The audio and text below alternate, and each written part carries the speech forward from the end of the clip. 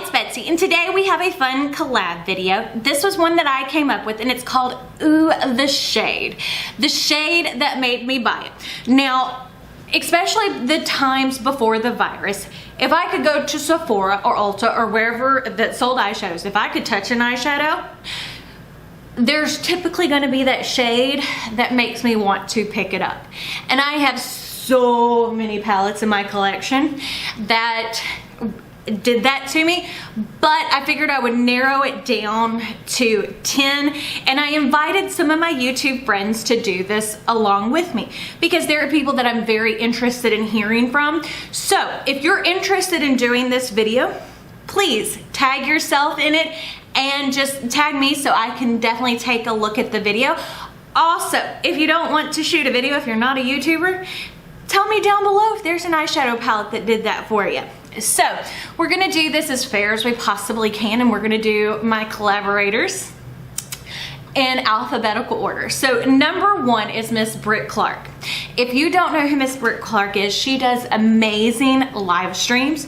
She's absolutely phenomenal. I always think if the devil works hard, I think Britt Clark works harder. That girl is always doing something. So, and I love her thoughts and opinions on things, especially because she can be very basic. I mean, she's gotten more into color, but I wanted to know what her opinion was. Next up is Miss Heather Austin. Now, Heather is all about having fun with makeup, whether that be tons of concealer, tons of highlighter, or everything in between. It's all about having fun. She's not about being perfect. So next is Miss Heather Austin. Next up is Miss Karen Harris. And Karen does mainly tan girl friendly videos, and she does an absolutely amazing job. Like, I love her eyeshadow videos, but I also love whenever I can see complexion videos because it makes me know that if something works on her skin tone, since I'm paler, it kind of gives me a judging point of what will work for me, if that makes sense. Next up is Miss Katie Marie. Now, Miss Katie Marie loves eyeshadow palettes just as much as I do, and she's all about the grungy greens just like I am. So I was definitely interested in seeing what was on her list. And then last but not least is my friend Leora Hillel Goldberg. Now, Leora does beauty and lifestyle videos. She's based in Israel. She is a mom to 7 kids, which is like, I don't know how she has time to do everything that she does, but she's amazing. So definitely check out their videos. I will link them linked in the description box down below. I'm definitely interested in seeing what they have to say as well. So I'm gonna move my stack of palettes over here. And some of these, well, most of these are high end. And that is because, you know, when you go to the drugstore, you can't touch an eyeshadow. And for the most part, if I can't touch it, then I ain't gonna love it. And you will definitely see there's a pattern in what draws me in. So first off, this is the McGrath Labs. This is the quad from one of the quads from last year. So this quad has all of the special shades in it, and it was this green shade right down here that got me. I don't have the little paper that goes along with it anymore, but as you can see, that's a duochrome, and it changes almost to like a purple, and it's just gorgeous. Absolutely stunning. I mean, and it goes on so smoothly. But this is definitely a palette to me that definitely needs a companion palette to go. This is the companion palette because all these are just shimmy shinies.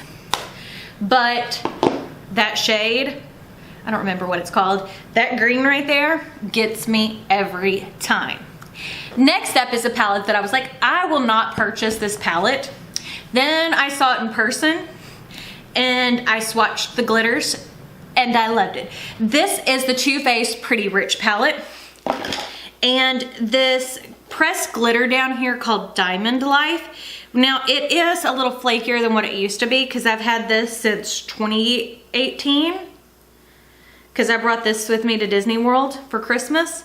So this is a beautiful, let's see if it'll focus, multicolored glitter. So it has that holographicness to it. See what I'm saying? And it's so pretty.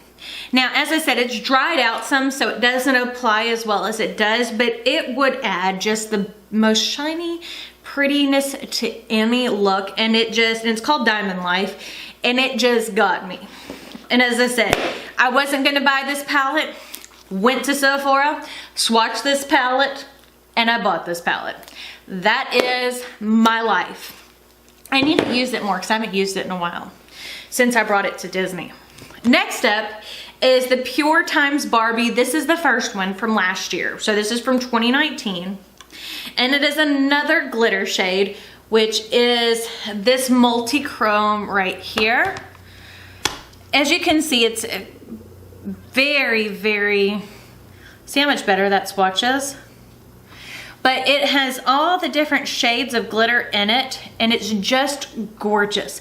And that screamed Barbie to me, plus the packaging. Like, the packaging drew me in, and then I swatched that glitter and I was like, that glitter needs to be on my eyeballs right now. So I purchased it. I have hardly used this palette. I mean, you can tell it has hardly been used, but that glitter still gets me every single time. Next up is the Lime Crime Venus XL2. And it is the shade Obscure. This color right here. Now on the finger, it looks a little weird, but when you swatch it out, it is almost like, it's a duochrome, but it almost looks like it's glow in the dark, which is why I love this color so much. And it is so unique to my collection. And it works beautifully as an inner corner highlight. Like, I can't even show how beautiful it is. And I mean, the rest of the palette is very boring, very basic, but that color right there made me spend $52. I mean, that's just, like, I wish it would show up on camera how pretty that actually is. But yeah, I mean, like, in some lights it has like a pinky peachy look, then it's got that lime green look. It looks like glow in the dark, like the color by itself when you're just looking at it in the pan looks like that shade, like for glow in the dark, what you would see like nail polish being, where it's almost like a white lime green. But yeah, I bought this whole palette for that one color. And I will keep that palette for that one color, because I never reach for that palette, except sometimes I pull out that palette to use that as an inner corner highlight, which I should probably depot it, but I don't like depotting shadows. Once it's out of a palette, I'll never use it. Next up, this is the Urban Decay Moon Dust palette. I think this came out in 2016, so I've had this forever. And as you can see, it's all shiny, shiny shades. And this shade Element right here, now this is before there was a lot of multi-chromes and stuff like that. This is like the perfect peach, pink, you can see, orange shade. It's sparkly, and I love this. Now, all the shades in here I still love. I will never get rid of this palette because I love the way these perform.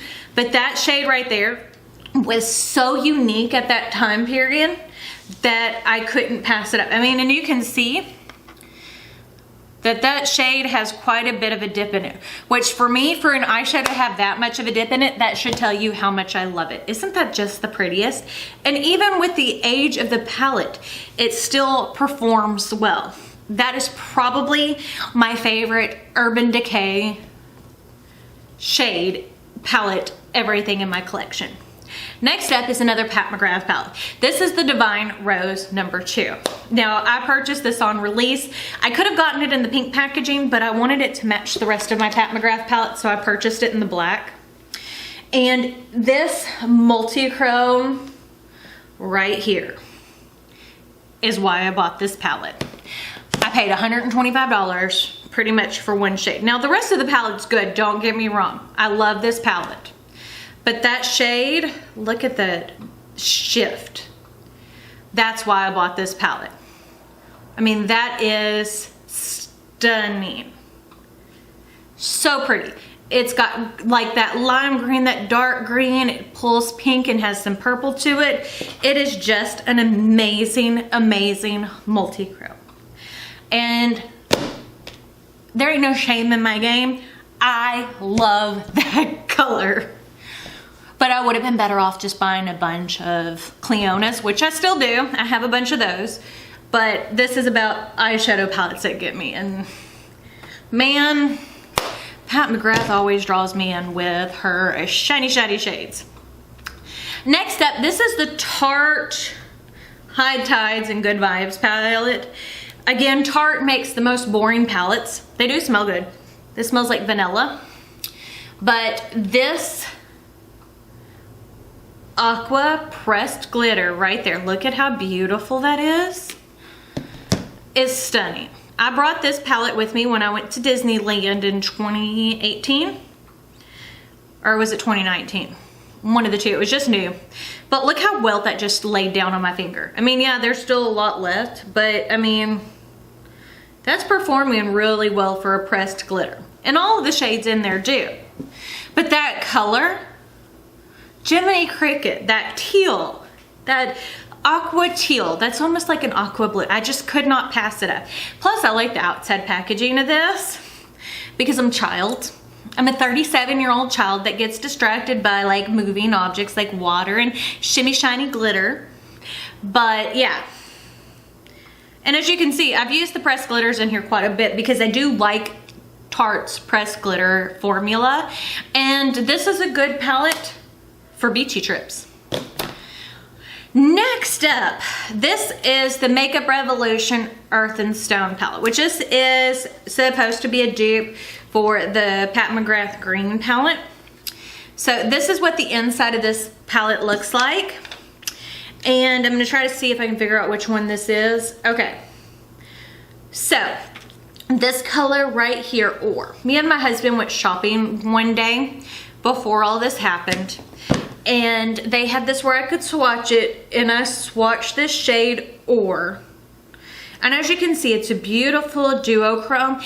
And this is probably the Makeup Revolution palettes that are like this are some of the best Makeup Revolution palettes that I've ever tried. They perform really well. They're more expensive than most, but especially for their shiny formulas in here, look how beautiful that is. I mean, that just laid down so beautifully on my hand, and it looks even better on the eyes. And for the price point, you can't beat it. This is the cheapest palette that's in here, but Makeup Revolution, that's typically how they get me, is if I go to Ulta and swatch something, then I can find something that I love. Next up is the Natasha Denona Gold palette. And the color Lime Chromatic right here, the first shade. Okay, so when you look at it in the pan, you're like, okay, so it's like a limey gold, peachy shade. It's kind of confusing. But when you put it on, look at that. Okay, so you can see whenever my hands turn, it almost is skin tone.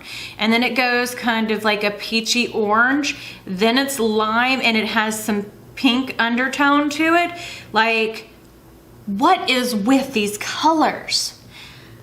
So this $129 palette was because of this, and it's still, I love this.